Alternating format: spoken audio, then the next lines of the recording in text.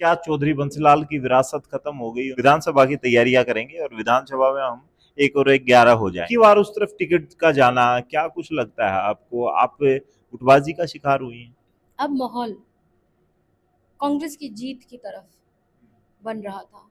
जो हमारे पार्टी का जो सर्वे था उसमें भी ये बात आई।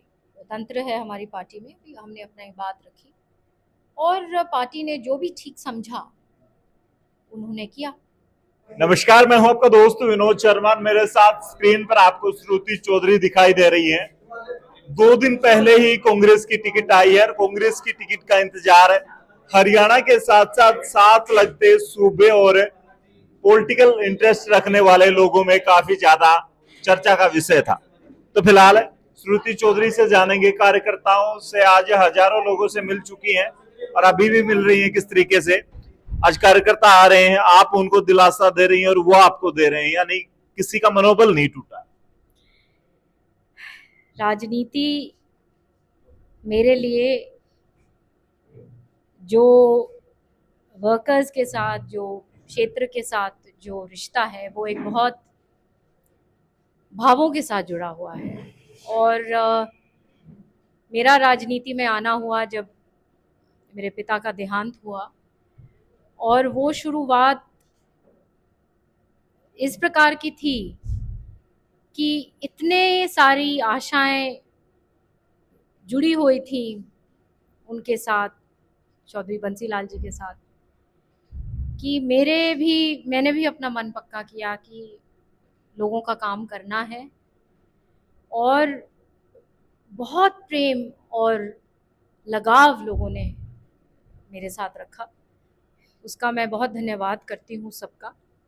जी, मेन बात करेंगे। जैसे आप 2009 में आपने एंट्री ली, तब लोगों को लग रहा था कि चौधरी सुरेंद्र सिंह का अंश है इनमें, आपको वो भाव भी लगता था और जो पुराने कार्यकर्ता थे उनको उतनी भरपाई भी महसूस होती थी। आपकी भी इच्छा थी कि मैं पॉलिटिक्स में जाऊं, जो बचपन में आप देखते थे दादाजी को, पिताजी को, या फिर अचानक ही आपको एक्सीडेंटली आना पड़ा?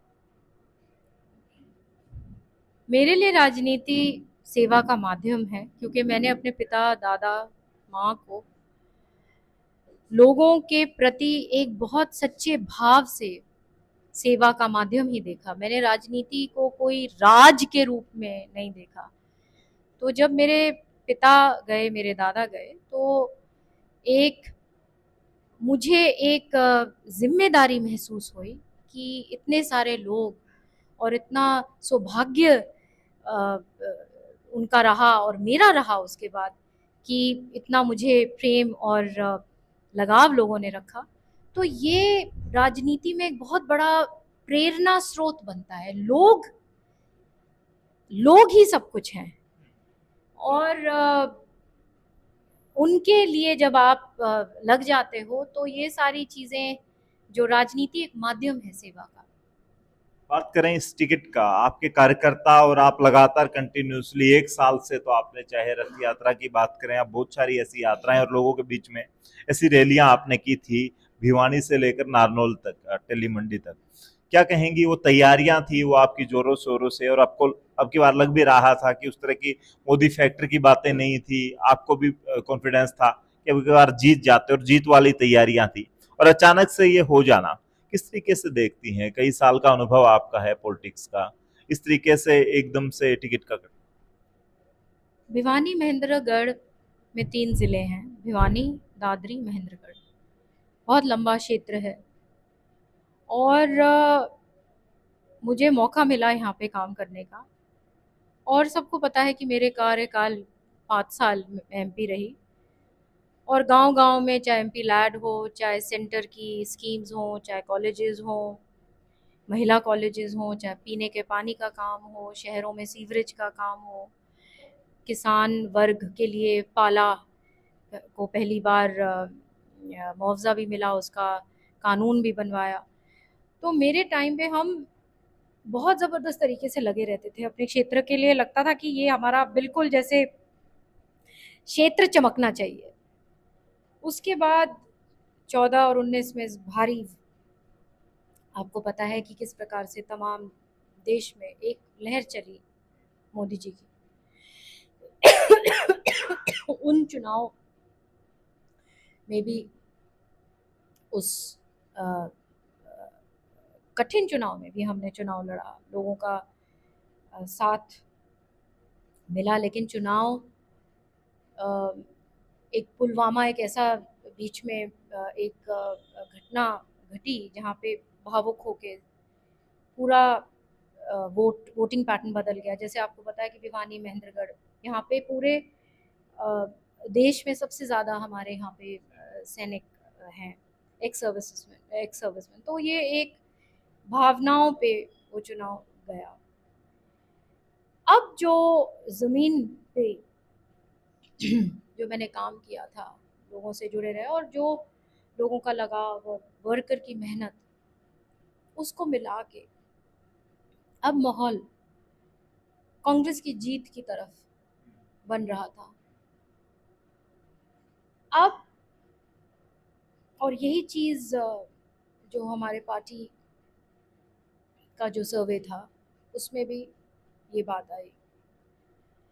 मगर जो भी पार्टी ने अब जो निर्णय लिया है, हमने तो अपनी बात रखी, एक जैसे प्रक्रिया थी, एक लोक तंत्र है हमारी पार्टी में, भी हमने अपना एक बात रखी और पार्टी ने जो भी ठीक समझा उन्होंने किया। अच्छा, क्षेत्रवाद की बातें भी चल रही हैं कि भिवानी और दादरी की बातें। मैं कल किसी से बात कर रहा था तो मोस्टली यहाँ से ही जो सांसद है वो चुना जाता रहा है इतने काफी वर्षों से। तो अब की बार उस तरफ टिकट का जाना क्या कुछ लगता है आपको? आप गुटबाजी का शिकार हुई हैं? ये तो सबको पता ही है क्या हुआ है। ये छोटे मोटे ओछे बयान देना क्या मेरी तो फितरत में है नहीं, सब जानते हैं कि क्या हुआ है। किस तरीके से देखती हैं? हम दान सिंह का जिस दिन उनको टिकट मिली थी उनका एक ऑडियो इंटरव्यू देख रहा था, उदयभान जी का भी इंटरव्यू, उन्होंने बताया कि वर्किंग हमारी अध्यक्ष हैं, लेकिन और वो सपोर्ट करेंगे, इस तरह की बातें दान सिंह भी कर रहे हैं आपके अध्यक्ष, और पार्टी का हर कार्यकर्ता जो बड़ा नेता है वो बात कर रहा है कि किरण चौधरी और श्रुति चौधरी अब कैंडिडेट की मदद करेंगी। आपके दिमाग में क्या? जैसे मैंने कहा कि पार्टी ने अपनी प्रक्रिया करी पूरी और पार्टी ने जो डिसाइड किया पार्टी के साथ है, इसके आगे मैं तो स्पष्ट ही तरीके से मैंने कह दिया है। क्या अब 6 महीने के बाद की तैयारियां शुरू हो चुकी हैं, विधानसभा की तैयारियां? आपके बहुत सारे कार्यकर्ता यहाँ में जब आया, मैंने एंट्री ली तो कह रहे थे अब विधानसभा की तैयारियां करेंगे और विधानसभा में हम 1 और 1 11 हो जाएंगे, यानी कि 2 कैंडिडेट इस कोठी की तरफ से होंगे तो फिर ज्यादा मजबूती होगी। तो कहाँ निगाहें हैं और विधानसभा की तैयारियां होंगी अब उसी जोश से? हम वो लोग हैं जो हमेशा अपने जो भी हमारे जो भाई हैं, वर्कर्स हैं, बहन हैं, बुजुर्ग हैं, उनसे बात करेंगे और डिसीजन लेंगे जब समय आएगा। बहुत सारे लोगों के दिल में, दिमाग में और मीडिया में क्वेश्चन मार्क के साथ एक सवाल चल रहा है कि क्या चौधरी बंसीलाल की विरासत खत्म हो गई? उनकी राजनीतिक ताकत जो थी, भिवानी और ये इलाका दादरी इलाका कहा जाता था, वहां प्रभाव कम हो रहा है, इस तरह के लोग सवाल कर रहे हैं और मीडिया भी क्वेश्चन मार्क भर भर के डाल रही है ये इन सवालों। ये तो देखो चौधरी बंसीलाल जी का जहाँ तक सवाल है, वो केवल भिवानी में उनका नाम नहीं है, उनका तमाम प्रदेश और देश भर में नाम है। और बल्कि अगर भिवानी अगर जानी गई, अगर मैप पे आई गई, क्योंकि चौधरी बंसीलाल जी भिवानी को वहाँ तक लेके आए, तो ये कोई कहना कि उनकी कोई विरासत ख़त्म करेगा, विरासत क्या है?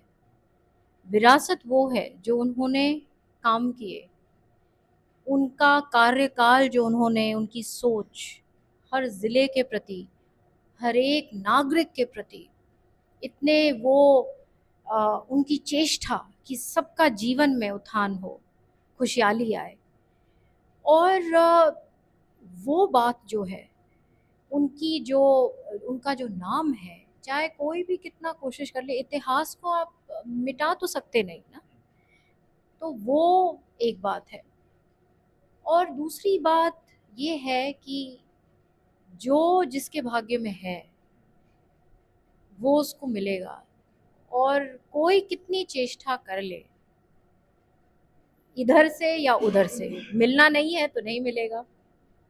और दूसरी तरीके से भी वही बात है।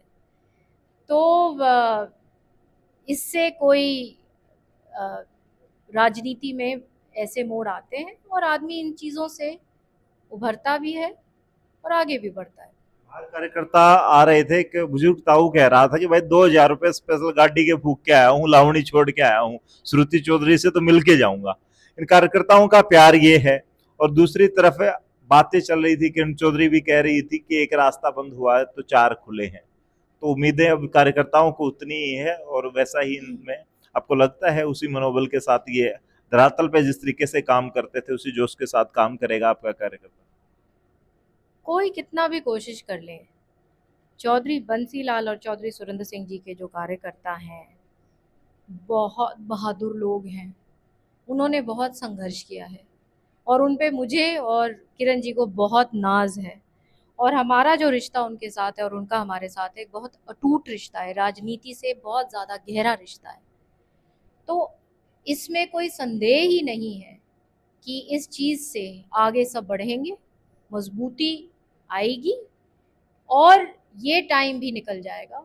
और जिस प्रकार से सोचते हैं, मुझे पूरी आशा है कि एक ना एक दिन वो बात पूरी होएगी, क्योंकि ये एक सच्चाई का रास्ता है। यहाँ पे हम अपने लिए नहीं आए, यहाँ पे हम कोई महल बनाने नहीं आए। हम सीधा साधा साधारण लोग हैं जो चाहते हैं कि हमारा जो घर है, जो क्षेत्र है, जिसको हम घर के रूप में, जो हम घर कहते हैं, क्षेत्र को घर कहते हैं, कि वहाँ पे खुशहाली आए, प्रदेश में खुशहाली आए, देश में आए। तो हम अपने जगह पे अपने लोगों के लिए सदैव खड़े रहेंगे। इसमें कोई आज कुछ हो गया कल कुछ और हो जाएगा, कुछ अच्छा भी होएगा।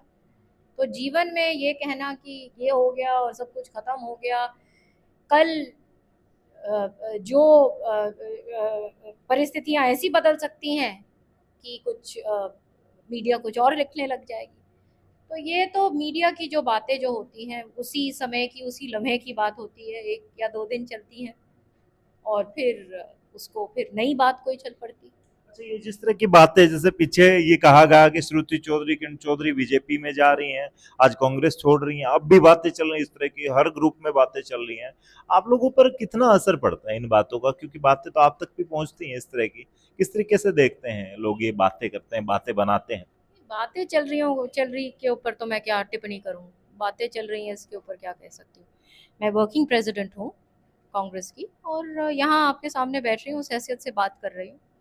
मैंने 3 चुनाव लड़े हैं कांग्रेस पार्टी से और किरण जी एमएलए हैं। तो ये बातें चल रही हैं, अब इसका तो कोई मायने है नहीं। चलिए, फिलहाल हमारे साथ श्रुति चौधरी स्क्रीन पर आप देख रहे थे और उसी मनोबल और जोश के साथ कार्यकर्ताओं से मीटिंग ले रही हैं और जो बातें चल रही हैं उन बातों पर विराम भी आज लग गया है।